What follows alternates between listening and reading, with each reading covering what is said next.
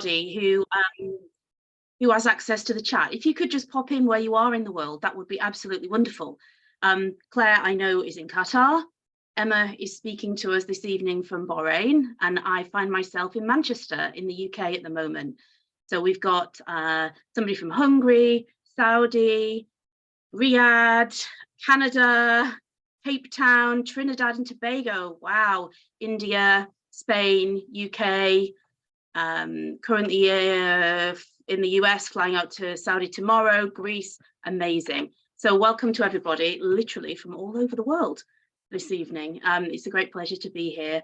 And I would also like to extend my thanks to Emma, because she's very brave, I think, putting herself out there to do this live on air with everybody watching. So thanks very much, Emma. Just for a little bit of context, Emma is ACC, PCC, and we're going to leave it there. So you can have a little think about that during the session, and then we'll give you our I suppose, our decision by the end. So you've got that to look forward to as well. So Emma, welcome. Thank you very much. Thank you. Glad to be here. And thank you everyone for being here as well. So obviously we've had mentoring sessions before, but you know I always like to start in a very similar way. What will work well for you today in terms of our mentoring session together? What I'd like to do is maybe kind of look at an overview and then maybe go a little bit more in depth, you know, as we proceed through our session. Super. So if we were to talk about your overview of the session, how did you feel it went? So I felt that the session went well. I feel like I ticked a lot of the boxes with various markers, and I feel like some of them could have done with a little bit of improvement. The session itself, there was a lot of communication, a lot of speaking from my coachee. So that was kind of something that I picked up on, and I'd love to just see sort of how I can progress and gain more insight into proceeding better with coaching sessions in the future. Excellent. What do you feel was a strength, Emma? And I know that's almost a cringy question for you because you struggle with that, but what do you feel was a strength for you? I would probably say the communication. I feel that I asked some strong questions which enabled the coachee to feel comfortable and communicate and generate rapport as well. I feel like we had a good rapport during our session as well. I would say in terms of rapport, that came through really clearly. You've obviously got a really good relationship with her, so that was, you know, ever present during the session, especially in her honesty and her transparency, and the fact she obviously felt really comfortable talking to you. In terms of your questions, I totally commend you for those. I know that you've worked in the past on ensuring that you're not stacking questions, and I thought you did that brilliantly during this session. So there's a couple that I sort of pulled out as great questions. What is the real challenge right now? I really liked that question. And what is the long-term impact of following your advice? And what advice would you give somebody else in your position? So you had some really clear, crisp, clean questions. And, you know, moving toward PCC, MCC, that's the kind of thing that we're definitely looking for. Brevity is the key. Great. Okay, wonderful. Yeah. So lots of strengths there. Anything else that you thought went really well? Let's see. I feel like the flow went quite well. I feel like it flowed. There was not really many pauses. It kind of flowed. So I feel like that was something that, you know, was either the structure or just the confident flow of it. So I felt the flow was quite positive as well. Excellent. I'd take your permission here, Emma, to share some of the things that I thought went really well. Sure. So I would love you to really absorb these, because I know this is an area that we've been working on. So your patience and your very calm manner came across. So that you had clear coaching presence. You worked solely on the client's agenda, so it was a very client-centric session. You did the necessaries for a recorded session in terms of, you know, the agenda and the timing and the expectations, etc. I thought you listened extremely actively, and the fact that you were able to mirror her language, it's a really good key skill, to be able to use that language like you did to then construct a question. So I felt that went really well. You also demonstrated the active listening in terms of your ability to summarize and clarify what the client had said. So very well done, Emma. There's lots and lots of really positives here. Thank you. We've talked about the PCC markers before, and we focused on two specific things, the who and the what. And we looked also in our last session at the fact that that comes up a couple of times in the PCC markers. So which, if we were to start with one, the who or the what, which one might be a good place for us to start? The who. Okay, so with this client then, if you were, you know, in a marker's mind, might be a scary place to be. What might you say worked well in terms of the who? I feel like the questions brought out more who she was and who she is and where she's headed. And I feel like there was almost more confidence towards the end with her and how she felt towards, you know, her goals and where the sort of two avenues that she was looking into as far as finishing her master's and then going into the workforce, or finishing her master's and, you know, opening her own company or something along those lines. So I felt like she kind of became more confident and more streamlined towards the end. And I felt that a lot of the markers sort of were strong as well in that area. Obviously some need improvement, but I felt that it was very confident. And I actually, even as I enjoyed the session as a coach as well. Well, I think that came through as well in the fact that you were just very calm throughout. Absolutely.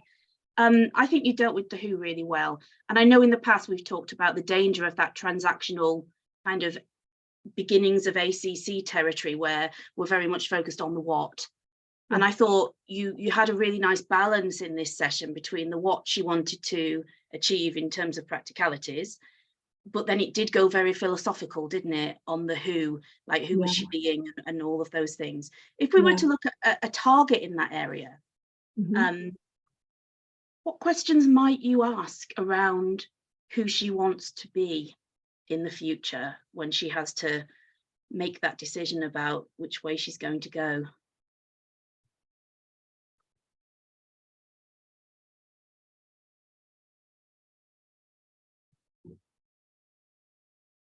I would probably ask her what's stopping her. And I would probably ask her how she could reflect on it. Okay, so reflection and self-awareness. Yeah, brilliant. Yes, some great ideas there, Emma. And also we might be able to start our questions with who, you know, and it makes it really clear then, doesn't it? So who do you want to be? Yeah. I'm just taking some notes. Yeah, of course, absolutely. Okay. So focusing more on the who, even more. So I know we've challenged you there before, but focusing even more on that. And that brings me to a second area that we might want to discuss, which is taking that deeper dive into values and beliefs. So who are you being right now?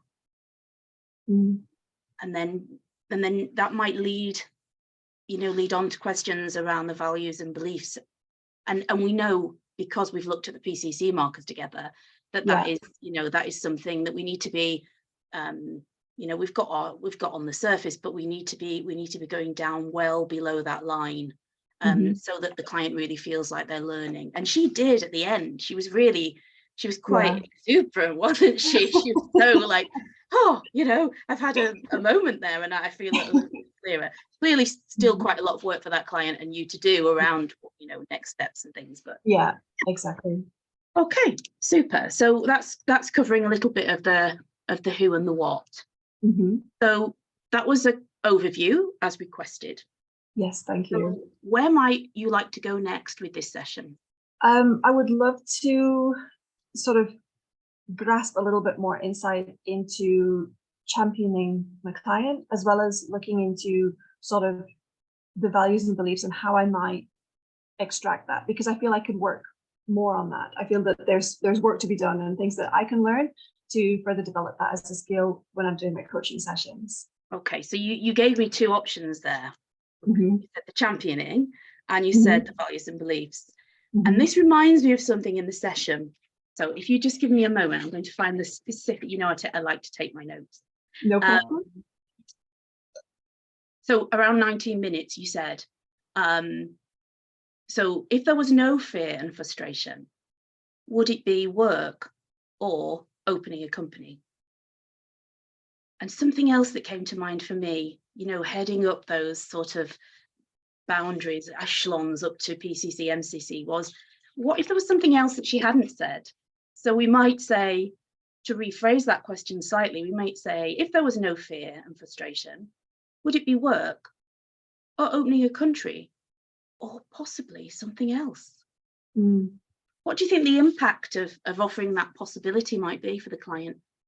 Amazing. I think it opens more doors, and it would allow the client to focus on the fact that there's more than one option. Yes, there's two options that she's looking at, but it would open her mind and potentially have her thinking about, well, what if I don't take those two options, and what if I take an alternative option, or I decide to change my career completely and do something else, or I just, you know, so I think it would open up her world to many options and many ways to move forward.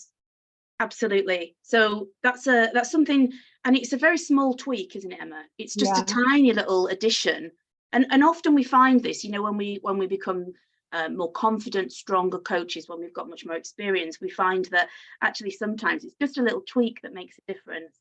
There's one other little tweak that also came to mind, and if you give me a moment, I shall find it.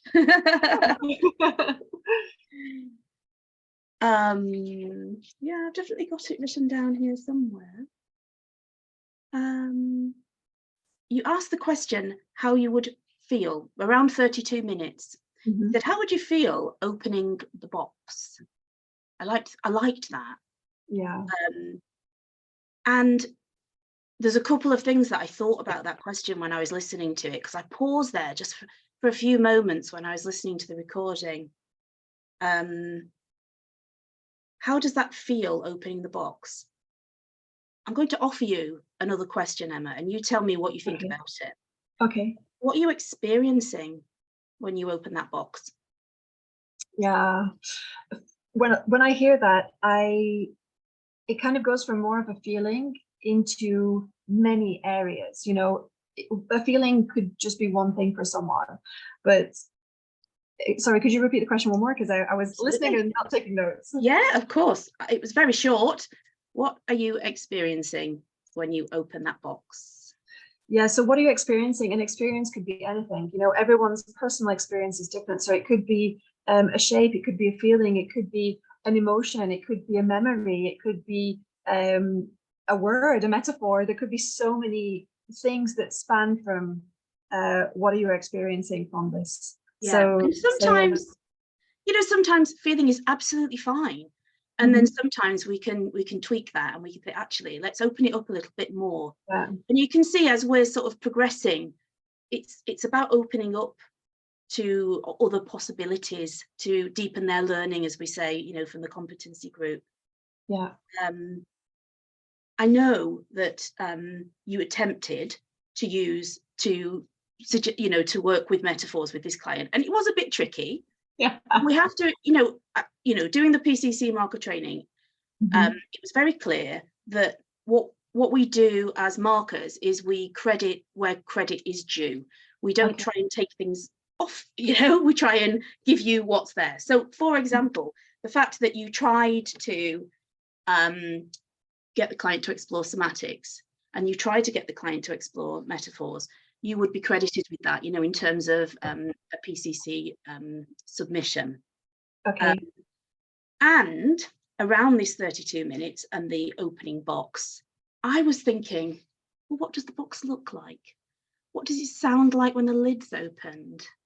Is it covered in velvet? Is it wooden? Is it cold metal? Is it hard? So that could have potentially been an area that you could have dived a little bit deeper with that metaphor. And I mentor people from all around the world, and I had one particular client in Asia, and she said,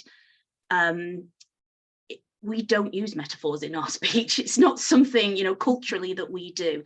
And so we had a long chat about what she could do. And, because I know that you coach clients from different cultures and continents as well. I said, as a piece of advice, maybe what you could do is use something that we see in our everyday lives, like colours or the weather, rather than it being very, very abstract. So that's just something that sprung to mind there. If this client isn't very comfortable with metaphors, totally respect it and move on. It's actually very interesting. My client is from Asia. So Okay. that might make sense that why there was no real sort of metaphor response, which I was trying to fish out. But yeah, so my client is from Asia. Yeah. Interesting, hey? Yeah. Well, there we go. That's what I love about coaching and mentoring people from all over the world. All these things come up at once. Right. Exactly. So you said, I'm just backtracking a little bit here. Sure. You said you'd like to explore championing or this idea of beliefs and values. So we've got around 10 minutes left. Okay. So where would you like to go next? Or is there something else that's come up since you said that you might want to explore? I think so. I've taken a lot of notes, and I've been planning on, as you always do, Emma. I know. As I always do. She's a very good student. Thank you. So I'm planning on doing a little bit of research, sort of out of our session as well. But the two things that do keep coming up, and I've highlighted them as well as I've been writing: championing and values and beliefs, especially, so I grew up in the Middle East. I've been out here 23 years. I'm English, but I've grown up here in the region. And then the first 5 years of my life was in Africa. So I have a lot of cultural awareness because of my upbringing. So basically, bringing in values and beliefs without offending anyone or ensuring comfort for the questions or, engaging that. Got you. Okay. That's really interesting, especially in terms of this sort of cross-cultural coaching. So here's my advice then, in terms of sort of mentoring. Sure. If you feel that that's a little bit of an uncomfortable area because of, the environment that you find yourself in, always go back to the alliance. Okay. So if there's ever any sort of question in your mind, if this is going to be okay, if this might be a taboo, if this is something that the client might not feel comfortable with, at the beginning of the session, just touch on it and say, can we return to our alliance? And that, I think that's probably a good way to tackle that. Okay. Because you'll then feel confident that it is okay, or to steer clear of it. Okay, excellent. Okay, so that values and beliefs. Anything else around values and beliefs? Because that's where you angled towards. Yeah, I think, maybe a little bit more on values. I'd like to just be able to expand more on someone's values confidently and have them feel comfortable. So I think expanding a little bit more on values. Any suggested questions that you might be able to share? Sure. Yeah. So in what ways does your belief system play out here? And remember, Emma, Claire is recording this, so you don't have to write everything down. But if you wish me to give you some space so you can, obviously, please just say. Sure, I'm okay. What values are coming up for you here? Mm-hmm. In what way does this situation conflict with your values? Mm. I like the word conflict because I feel like it will explore a lot more sort of things that are going on for the coachee that the coachee might not have realized. Okay, so there's 3 to play with. Thank you. Yeah, I have a challenge if you are willing to accept. I'm willing to accept. You know, I know that you listen to coaching sessions and you're very active in that sort of research that you do. So Yeah. maybe fine tune your ear and listen out for those questions and just consider what comes up and what you might use. And obviously we don't do it verbatim, do we? We do it in our own way, in our own style, with our own personalities. So that's one strategy you might be able to use. Also, there's of course lots of information on questioning on the BMC website, etc. So you could explore that as well. Super. Okay, so is there anything else you'd like to ask around values and beliefs? No, I think I'm feeling pretty confident now. I've got 3 questions to play with. I will expand on them as well and do some research. I'll ask myself them as well, because I feel like if I ask myself those questions, I can also understand them and sort of lead on to different questions as well. So I think I'm feeling more confident with values and beliefs. Brilliant. Okay, so the other area you mentioned was championing. So what's going on for you around championing? So I want to be able to champion my clients so that they feel confident, but I want to try and avoid things like I love that and making it about me. I want it to be about my coachee / client. So that's something that's kind of important for me. And I want to have my client gain confidence and know that they can do it using the right terminology. Okay. So if we use the pronoun I, I can see what you're saying. It becomes kind of about you and what you think rather than the client. Okay. Yeah. So in what way might you be able to rephrase that so you feel more comfortable with it, so it's more client-centered? You. Okay.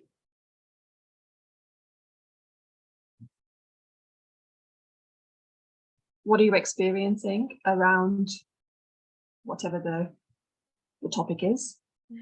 What's it like to be successful here? What makes you uncomfortable when people give you praise?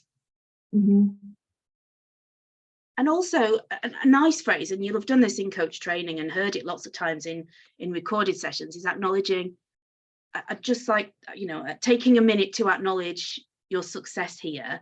You know, what is it that's going on for you right now? This happened literally yesterday with a client of mine, and she got quite tearful because it's not something that she ever does for herself. But having that space, it really brought out quite an, well, there was an awful lot that came up during that conversation. So yeah, championing, I think, like you said, we don't want to be like, oh, brilliant, great. It's more doing it again, Emma. It's all about you and your personality and being authentic as a coach. So what feels comfortable to you, and also what's okay with the client, you know, what they're comfortable with. And remembering, of course, that sometimes we do need to challenge, you know, have that fierce courage and push out of the comfort zone a little bit. So there you go. They're the 2 areas that you earmarked. Yes. Is there anything else? As of now, no, I'm feeling quite happy, and more homework to do for me. As always. Just a couple of things from me, if that's okay. Absolutely. And of course, in a mentoring session, what I would absolutely hate to do is give you way too many things to work on. And I would like to prefix what I'm going to say with, this was a really good coaching session and you did really well. Thank you.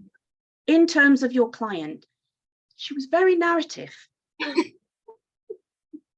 And there was a lot of information share there. Yeah. So thinking about what we've already said in this mentoring session about this coaching session, what might you do with that client, given that she's very, very narrative? And it might be that she's providing way more information than required, or it might be that she just needs to be narrative during that session. What might you do to tackle that with her? So I would allow her the time to speak and, you know, communicate, share. And perhaps if I start to see that it's kind of going around in circles, or we're not really getting to a focus point, I would maybe stop the session with her permission, say, what's the bigger question? Where do you want to be? What do you want to do? Or should we focus on, sorry, what would you like to focus on in this session? So it's more streamlined and beneficial for the client. Yeah, great. Yeah. Now we have to be careful here, because we know, and we've talked about this before, we know we're not supposed to, you know, ideally we're not supposed to interrupt our clients. Yes. And if we have a very, very narrative client, and we do all come across them sometimes, and we feel like it's not, you know, we're not getting them to where they want to go, then what we can do is we can go back to our alliance, and at the beginning of the session we can say, you know, my observation is, you know, it's very narrative, and if that's what you need, that's absolutely fine. It's your session, it's client-centered. Yeah. And if it is very narrative, do I have your permission to interrupt for, you know, the benefit of our coaching session today? So that's what you could do. That's one strategy. There are others that we can discuss at a later date, but that's one I just thought I'll mention to you, because it was something that I thought about while I was listening to that session. Yeah. Thank you. And the other thing, taking a word from something I've just said, was observations. Now, obviously, this was a recorded coaching session, and it was an audio, so I couldn't see if you were mirroring body language or anything like that. But offering our observations about pitch and tone of voice, the speed at which somebody is speaking, those sort of paralinguistic features of the body language, that the shoulders are up, you're covering your neck, you know, those sorts of things. It's really helpful. Again, working, you know, up towards PCC and MCC to ensure that we're offering those observations. Okay. And when we offer, we don't leave it hanging. We follow it with a question. Okay. And also, remember when I tried to be a coach, somebody said this to me: "You're not a doctor, don't diagnose." So it's not up to me to say you look stressed. It's more, my observation is you look stressed. It's more, I can see the energy has changed. I can see there's my gut is telling me there's something going on here. So what do you need to share? Yeah. Okay. Okay. Okay. May I invite you, Emma? Because I'm conscious of the time, and there's probably lots more that we could say. If I was to ask you, what's your main learning from our mentoring session today? What comes to mind? The main thing that comes to mind, just give me a moment, because I did take some notes on the time to reflect. So the main thing that comes to mind would be to further develop my questioning and discussions surrounding values and beliefs, and championing. I feel like these two things are something that I want to focus on and learn from, and I feel like I really got those today. So if I had to choose a word, I would feel like probably that word would be stronger. Love it. Emma, once again, thank you so much. Obviously, if you have any questions, you know, following our discussion, if anything comes to mind afterwards, which often does happen, obviously just drop me a line, get in touch, and we can further discuss. Thank you. So well done, Emma. You can breathe a sigh of relief now. Mary's going to take over.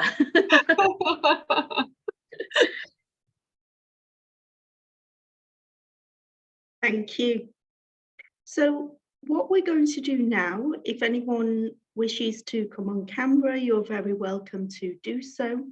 I know some people may be in pajamas and all sorts of things, so if you can't, no worries at all. And whether you use the chat, and myself or Caroline will read out the chat, or whether you say it,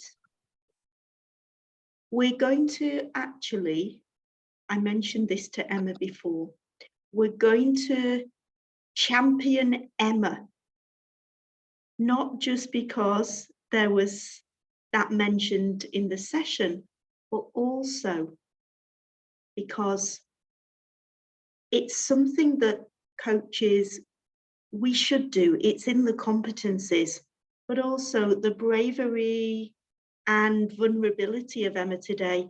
I think she deserves it. So, Emma, I invite you to literally open arms and heart, take whatever comes from anyone.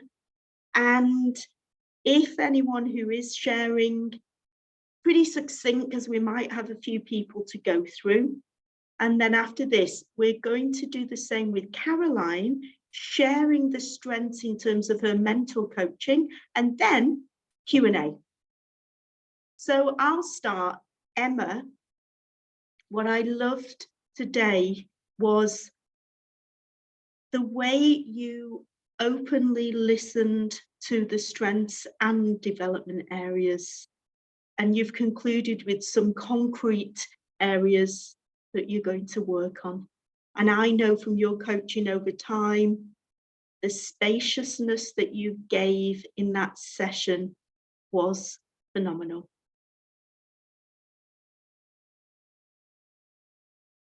And then when we speak, do let it land before the next person. So I'll go on silent. And who's speaking? I would like to say something, Emma. It was a real privilege to learn from your dialogue with Caroline. I was struck by your patience as well and your spaciousness when I listened to this, and also how you held it together, because, you know, being a narrative client, as Caroline calls it, I started to panic a little bit somewhere halfway through the session. And I noticed that your questions weren't portraying that at all. So that was good to see that you kind of held it together.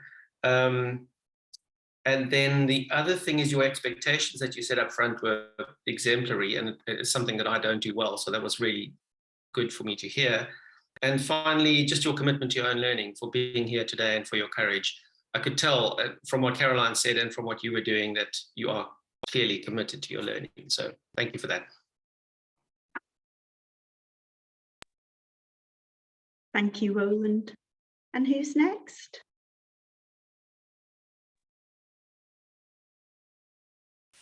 Hi, Emma. It was wonderful listening to the recording, and I have taken away a lot from that. And as regards the session today, I second what Roland has said. I think what impressed me right now in this discussion, that mentoring session that you had with Caroline, is how spot on you are when it comes to identifying your own needs and opportunity areas.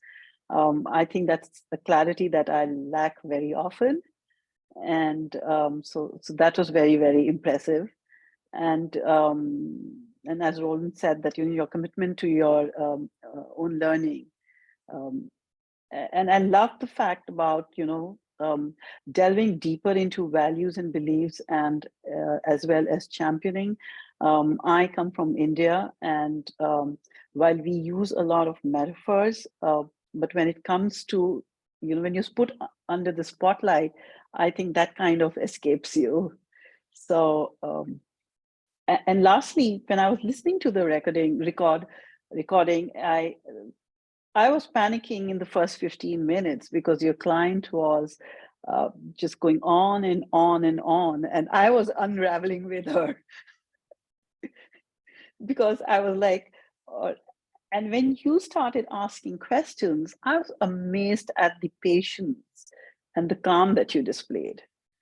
Because it's very easy when your client is going on and is kind of going all over the place, to maintain your own calm and presence is a challenge. So highly commendable. Thank you. And then Karen had her hand up. Oh, I just want to echo what everyone is saying. Emma, it was such a pleasure, such a pleasure. There's so many things. I love what Claire said. Your giving spaciousness in the session was phenomenal with that client. And I would echo what the previous coaches said. I was a little nervous in the beginning too with the long narrative. And your active listening to the nuance of the client's voice, the sounds. I'm actually glad we only had the audio to listen to because we could be so focused. And when you heard her voice crack and she says, I need to go take time to get water, you were there, space. What a gift. What an absolute gift you gave that client. Thank you. Thank you, Karen. We've got Susan in the chat. Yeah. Susan said, I appreciate, Emma, how you are sharing your learning with those of us attending. I, in turn, have learned so much, not just the content, but the grace in which you coach and learn. So thank you. Violetta, Emma, I appreciate the grace and calm in which you dealt with the narrative client and the courage to share with us. Suhair. Hello, everyone. I just want to echo what everyone is saying because thank you, Emma. It was really an honor just to listen to to you doing that coaching session and allowing us to hear the mentoring session. To be honest, when I was listening to the recording, I was looking at the clock, and I was looking. 10 minutes have passed and I don't see a goal. I don't understand where she's going. I see the markers. I'm looking at the markers and I'm going, nope, nope, no. And then you blew my mind with the depth of your questions. Your questions, especially when you asked her, how comfortable are you in opening the box? I went, oh my God. And I was like, okay. And you don't need to get the markers, all the markers, just follow the markers, the 4 markers, the first 4 markers, just to get through the session. It means I was like going, no, she's not gonna make it. She's not gonna make it. And then, no, everything was wonderful. So you really made me think in a different way, not judge the coaching session by the first 10 minutes of it. So thank you. It was really a good job. Well done, Thank Emma. you. And in terms of the goal, it is a tricky one. And obviously as a mentor, I don't want to do everything all in one session. And Emma and I have, in previous sessions talked about, ensuring that we don't rush to start dealing with the issue before we've got our goal clear. And so that patience at the beginning demonstrated that. And of course, there's still learning there that we can all have in terms of ensuring that the goal is clear for both the client and the coach, because then it's easier to measure by the end of the session. But yeah, lots of learning demonstrated by Emma there from previous mentoring. And Dale, I think you had something you wanted to share? Yes, thank you so much. Emma, I learned from your quiet patience with the client and the way you would interject. Yeah. Occasionally, certainly not frequently. I learned from that.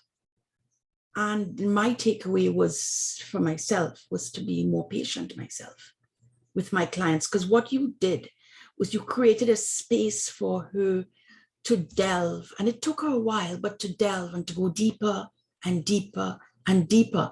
And as I saw that happening, I said, here is the coaching process, the magic actually taking place. I thought that was wonderful. And then what I noticed towards the end was that I noticed her voice change.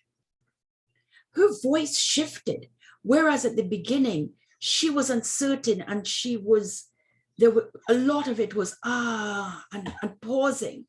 She suddenly ended with clarity, with clearer enunciation.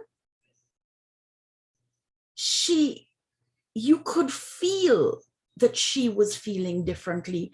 And I wanted to acknowledge you for that. Thank you so much. Thank you, everyone. I really appreciate your comments and your feedback. It's amazing. I feel very good right now. Thank you. And you deserve it, Emma. Claire, I'm very conscious of the time, so I'm wondering if we should go to the Q&A. So what if I say something? What I noticed in the way you provided the feedback, it was definitely a partnership. There was, again, there's a parallel process. There was spaciousness and concrete things for Emma that she's decided to move away and work with. So thank you, Caroline. Thank you, Caroline. So it's Q&A time. Over to you guys to ask any questions that you like about my mentoring. Please offer any observations with questions, any queries about what happened or the way I chose to open the session, or deal with Emma's areas of focus, or bring in my own suggestions for mentoring. Over to you guys. We've got 15 minutes. What would you like to ask me as the mentor?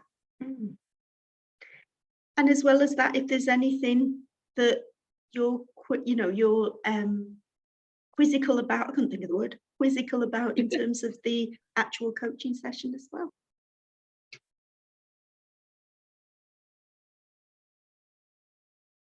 Roland. Caroline, yes, I thought your coaching and mentoring was very affirming, so just have to squeeze that in before my question. Thank you. But in terms of the sort of, a few people mentioned panic and the fact that there was such a lot of information and a narrative client. In terms of the markers, in my mind, if I was coaching that person, I would have said to myself, okay, you've blown it now. You're not going to be able to come back for this. I don't have the skill to come back from this unless I can really do what Emma did and land some really good questions. And I'm not sure if I'd back myself to do that. Is it possible to meet the criteria along the way, all of them, the way Emma did? Or is there something up front that needs to happen differently? Okay, so I think we need to remember two things. We have a coaching relationship, which is over a period of coaching sessions, and we have a one-off coaching session. In that relationship, the overarching goal for Emma's client is to figure out what to do next. In that coaching session, that was the beginnings of that process. So, I mean, we can talk more about clarifying that goal even further, because the goal for that session may have been, my goal for this session is just to explore what possibilities there are for what we can do next. So I think two things, Roland. One, we think about the relationship as a whole. And two, we think, so the goal for that relationship, and then we think about the goal for that specific session. And we're not in a circus. We don't need to go down the PCC markers or the ICF competencies and use it as a tick box exercise. If you're going through an ACTP program, for example, you will have 3 one-to-one coaching sessions, so with 3 separate recordings. And over those 3 recordings, the person mentoring you will see the different facets of your skills. When you apply for MCC, eventually, hopefully, all of you, there will be two recordings submitted. And again, over those 2 recordings, we're demonstrating a variety of skills. You are not expected to be the circus, I think the conductor of an orchestra. You can't get every note right for every instrument if we're using a metaphor. So please don't feel like you have to. And There's always that danger when we know we're recording it for a specific purpose, that there's that little bit of extra pressure. So my advice would be record as many as you can, and you'll have a larger bank of recordings to choose from. Does that help? That's very helpful. Thank you. You're welcome. And if I may just add to that, Please. one of the questions that Emma asked was in terms of the long-term impact. So that actually blends in, if we want to go existential, what is your life purpose? And then what is the goal for the coaching project together? And what way does this session fit in to those? So by linking it all together, that really helps as a guide throughout. And of course, sometimes someone comes and life's happened and the sort of coaching plans thrown out the window. Whatever they need on that day is where we both go together. Now, the new competencies as well, I haven't added it up, but it probably mentions the word partnering about 20 times. Yeah. So never the I, it's always where do we need to go next?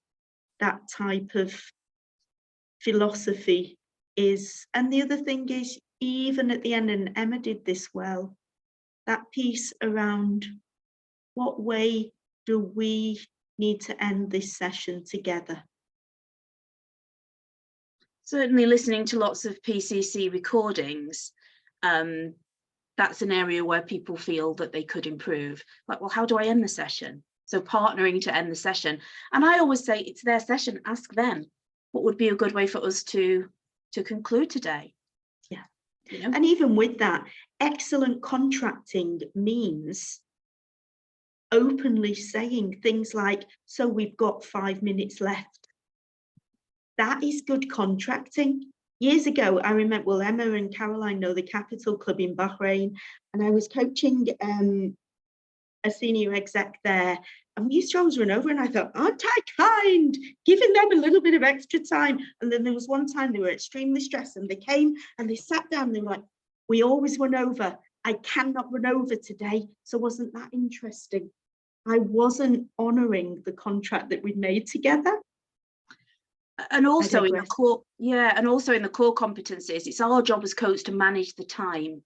We don't have to explicitly always say it, and when we do, it helps. Like I said to Emma, we've got about 10 minutes left.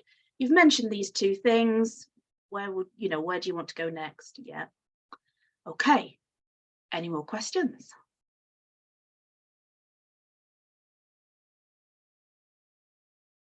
Or comments?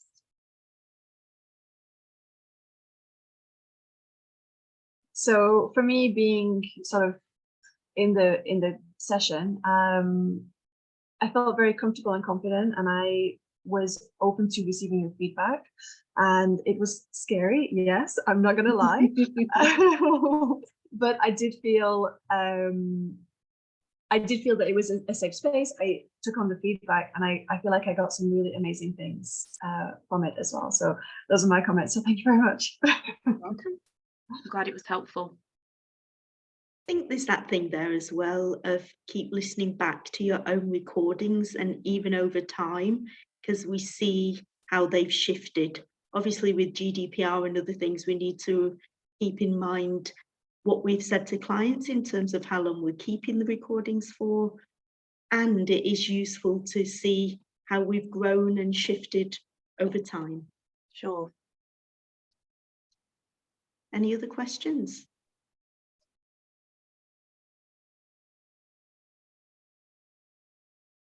So I will just very briefly share a few things about. I think Sahar may have had a question. Oh, Sahar, have you got a question? Maybe I misread the body language. I was wondering, and I expected you to ask that question. What would you rate her ACC PCC? Haha, yeah. No, I was waiting. I was going to ask another. No, you're going to ask that question. No, I think that's a good question, and I did say at the end I would tell you.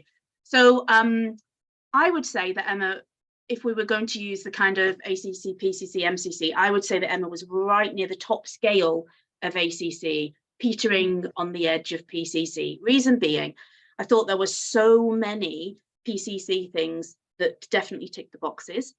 And I thought there were a few things, for example, the goal, ensuring that the goal was a little bit more crystalline, the values and beliefs, so going a bit deeper and a bit further under the surface, and also Emma's confidence to bottom line and have an even stronger coaching presence. And these are all quite small things really in the grand big picture of Emma's coaching and that particular session. So that session, top of PCC, definitely with lots of good, top of ACC with lots of good PCC qualities. Yeah, so just Emma and I have talked about this. There's just a little bit more work to do and then she'll be there for sure. Yay. Yay. And then for MCC, it's moving even further into who are you being? What impact do you want to create?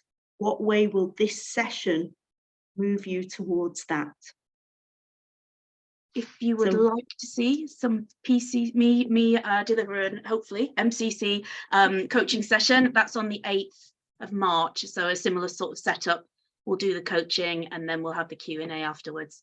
And other colleagues are also delivering. So there's opportunities again to attend. I'll hand over to you, Claire. Yeah, so just super quick for anyone who's not been with us before, we're a group of global coaches, some ICF, some EMCC, some ACC, and some all three, and Scrum Masters and Agile coaches. And we created this book with 40 other professionals around the globe, including the youngest judge in the UK, a medical doctor, and of course, coaches, teachers, and many other people that reflect on their practice. So it adds to the body of knowledge in terms of ways to reflect, why we reflect, but it's also got a whole section on people actually sharing their reflections. And then we train people in mentor coaching.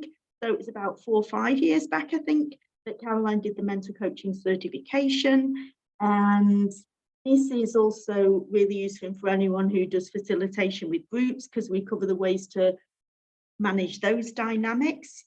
And we've done work with Lego, BNP Paribas, Saudi Aramco Oil, DHL, many big organizations internally for their people.